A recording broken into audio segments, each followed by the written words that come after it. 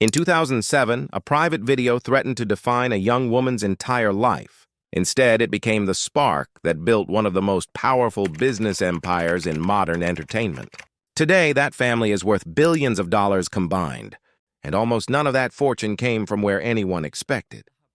This is the story of how the Kardashians turned scandal, television, and relentless reinvention into a business machine that reshaped celebrity culture itself. It matters because it's not really a story about fame.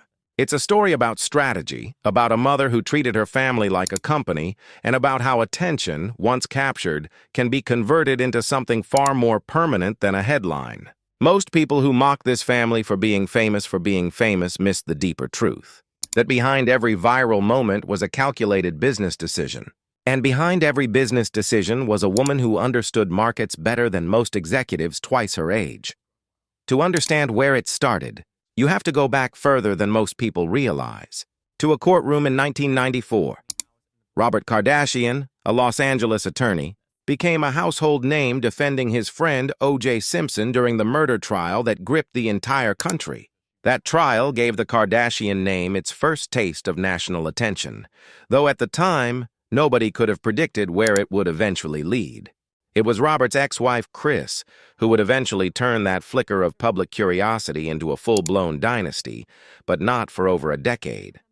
Kris and Robert had already divorced by 1991, and Kris went on to marry Olympic gold medalist Bruce Jenner, blending two families into one household of 8 children.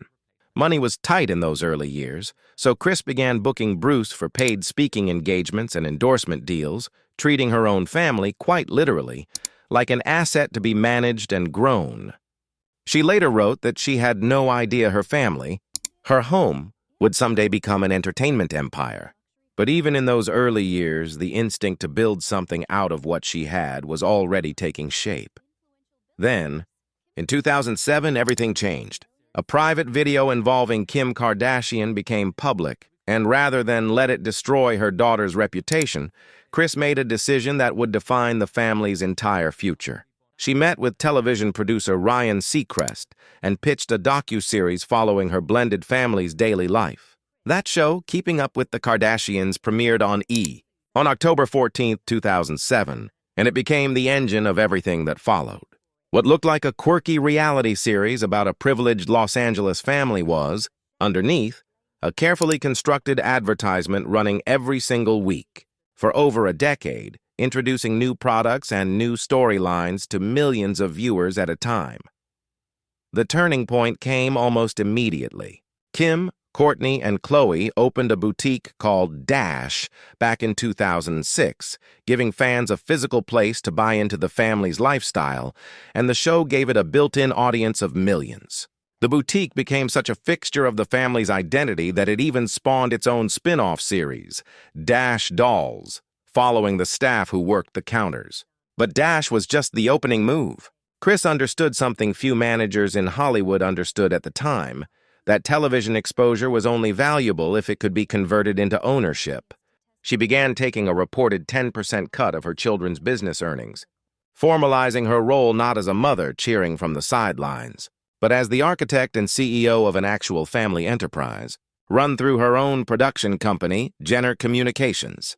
She once described her approach in stark, almost corporate terms, comparing her family's careers to pieces on a chessboard and waking up every day asking herself what move needed to be made next.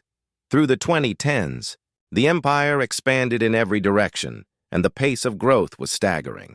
Kim Kardashian built a mobile game, a shapewear brand called Skims, and multiple beauty and fragrance lines, eventually partnering with the cosmetics giant Coty on a skincare line called SKKN. Khloe launched Good American, a size-inclusive denim label built on the idea that mainstream fashion had ignored an entire population of women who deserved better options. A mission, she said, was personal after struggling to find clothes that fit her own body growing up. Kourtney created Poosh, a wellness platform in the same lane as celebrity lifestyle brands like Goop, even collaborating with Gwyneth Paltrow on a candle with a cheeky name that poked fun at their shared space in the wellness world. Kendall Jenner built a modeling career with major fashion houses before launching 818 Tequila in 2021, a brand produced at a family-run distillery in Jalisco, Mexico, that became the best-selling new spirit in the United States within its very first year, shipping over 1.5 million bottles in just 7 months. And then there was Kylie Jenner, who at just 18 years old launched Kylie Cosmetics with a handful of liquid lipstick kits that sold out almost instantly.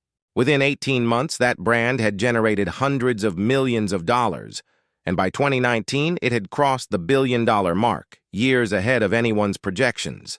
Kylie went on to expand into skincare and baby products, building out an entire lifestyle brand around her name the same way her older sisters had. Even the family's youngest ventures reflected the same pattern: take a personal story or struggle, turn it into a product, and let the built-in audience do the rest. Rob Kardashian, often considered the most private sibling, followed the same formula with his sock brand. Arthur George, launched in 2012, proving that even the family member who avoided the spotlight the most still understood how to turn a personal interest into a business. None of this growth came without real setbacks. Dash, the boutique that started it all, quietly closed its doors in 2018 after years of declining relevance. A quiet end for the business that had once represented the family's very first steps into entrepreneurship. Rob Kardashian struggled financially with Arthur George, reportedly falling into significant debt before selling half the company to his mother just to keep it afloat. And the family's central platform, the reality show that had powered everything for 14 years, eventually lost its cultural grip, prompting the family to end keeping up with the Kardashians in June of 2021. Rather than fade away, they immediately relaunched on Hulu with a new series simply called The Kardashians, in a deal reportedly worth close to $100 million, proving that even their exits were built for reinvention rather than retreat. That shift from broadcast television to streaming also mirrored a broader change happening across the entertainment industry, and the family managed to stay ahead of it rather than get left behind by it.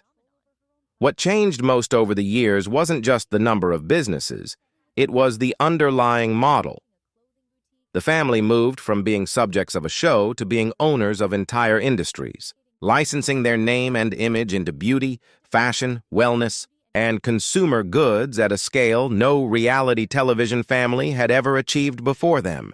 Kris Jenner became so associated with this style of management that the very word she coined for herself, momager, became part of the cultural vocabulary, and she even holds a trademark on the term. She didn't just manage her children's careers. She built the infrastructure, negotiated the deals, and treated fame itself as raw material to be refined into equity, all while maintaining a level of coordination behind the scenes that former collaborators have described as nothing short of relentless. Today, the Kardashian-Jenner name sits attached to a collection of businesses worth billions of dollars combined, spanning cosmetics, shapewear, tequila, skincare, and media production. Kim Kardashian's personal fortune alone has been estimated well over $1 billion, built almost entirely outside of acting or music, the traditional pathways to celebrity wealth. Kris Jenner herself, even without a single product bearing her own name at the center of it all, has built a fortune estimated at around $200 million, simply by taking her cut and reinvesting in the family's next move. What makes their story worth telling isn't just the size of the fortune.